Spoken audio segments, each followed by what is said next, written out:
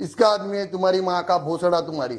अनंत अंबानी ना घर मेरा पालता है ना तुम्हारा भी पालता है। हिंदुस्थानी भाऊने कोल्हापूरमधील महादेवी हत्तीनीबद्दल एक वक्तव्य केलं होतं आणि त्यांनी सांगितलं की कोल्हापूरमधील ही हत्तीनी वनतारामध्ये सुरक्षित राहील आणि तिची देखभाल देखील तिथे चांगली होईल. कोल्हापूरमधील हत्तीनीचा विषय हा कोल्हापूरकरांच्या जिव्हाळ्याचा विषय बनलेला आहे. कोल्हापूरकरांनी त्यामुळेच बॉयकॉट जिओची मोहीम पण चालवली.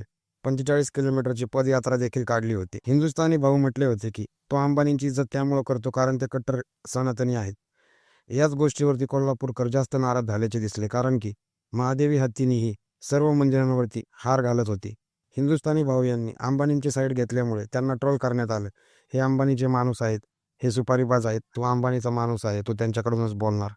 यावर त्यांनी स्पष्टीकरण दिलं आहे की अनंत अंबानी ना घर मेरा पालता है ना तुम्हारा भी पालता है। कोर्टाने सांगितलं आहे लोकांच्या मानसिक भावना लक्षात घेऊन यावरती निर्णय दिला जाईल की महादेवी हत्तीला परत कोल्हापूरमध्ये आणायचं की वनतारामध्ये ठेवायचं.